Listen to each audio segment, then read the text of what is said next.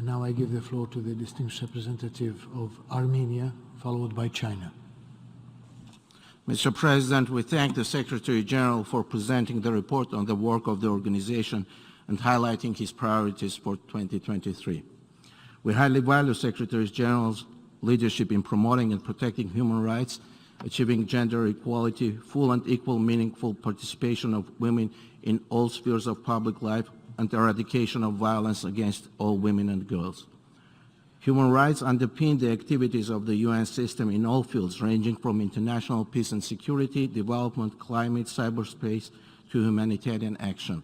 It is essential to prioritize the human rights and fundamental freedoms, countering discrimination, xenophobia, and hate, while addressing the root causes of conflicts and crises, protecting people in vulnerable situations, and promoting just, peaceful, and inclusive societies.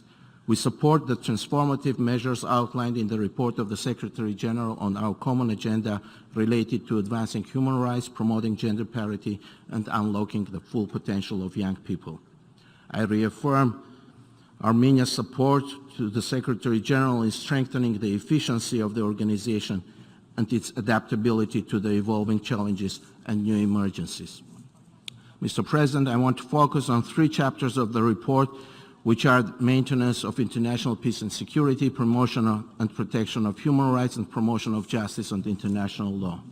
Indeed, the peace and security architecture is under enormous strain, as exemplified in the Secretary General's report, and the converging threats are having devastating consequences also in our part of Eastern Europe in the South Caucasus.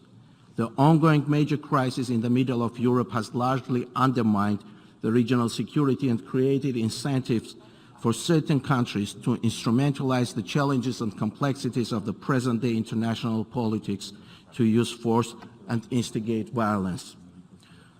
While we note with certain degree of appreciation that the United Nations deployed a range of tools to prevent, mitigate, and resolve conflicts and protect civilians in various parts of the world, we still need to see a substantial action on the part of the UN related to the precarious humanitarian situation in Nagorno-Karabakh.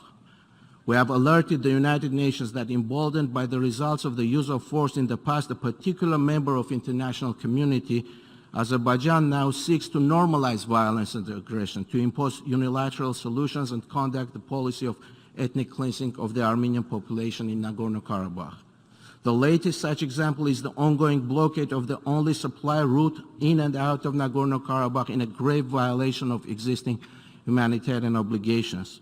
The inhumane siege of an entire population of Nagorno-Karabakh has been going on for almost 2 months, and the aggressor plots further use of force to advance its claims on the territory of Armenia.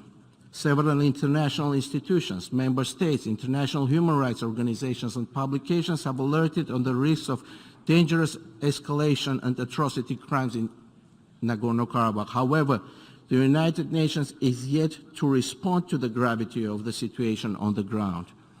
The aggressor country even exploits the artificial both-siding to justify its criminal actions by referring to the statements of the Secretariat that, and I quote, "The UN is not in a position to verify or confirm various claims and allegations," unquote.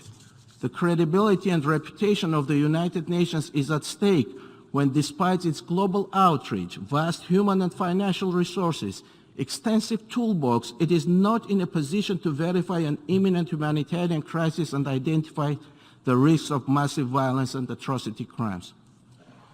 Secretary General, as reflected in your report last year, the converging threats shaping the peace and security environment in which UN operates have challenged the ability of the organization to respond to threats, prevent, manage, and mitigate conflicts, and succeed as peacemaker.